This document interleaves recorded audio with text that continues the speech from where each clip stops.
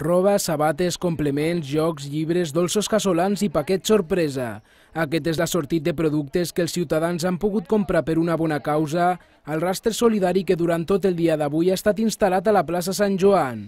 L'activitat solidària, que ha estat organitzada per l'Associació d'Estudiants de Ciències de la Salut de Lleida i ACNUR, ha tingut com a principal objectiu recaptar fons per tal d'ajudar els camps de refugiats de Costa d'Ivori i a països que actualment pateixen problemes greus, com n'és el cas de Líbia i Japó. L'Anna Muñoz, estudiant de Medicina, ha explicat que tots els productes que s'han posat a la venda són donacions que han fet ciutadans anònims de forma voluntària i ha afirmat que els articles s'han venut a preus mínims per incrementar la recaptació. Hemos montado este mercadillo solidario para donarlo a los de Libia, Costa de Marfil y en parte a Japón, a todo lo que salga posible. Montamos cajas hace varias semanas y colgamos carteles para que todo el que estuviera interesado donara allá afuera ropa, libros, cualquier cosa que pudiera servir.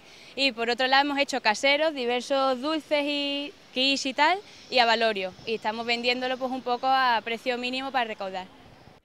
La quantitat total que es recapti es destinarà a l'Agència de l'ONU per als Refugiats, ACNUR, la qual s'encarregarà de destinar el fons solidari als camps de refugiats que gestiona. Tot i que és la primera vegada que els estudiants de Medicina organitzen un rastre solidari, no és la primera activitat amb finalitats d'ajut que han fet, ja que l'any passat van organitzar un concert benèfic pel terratrèmol d'Haití.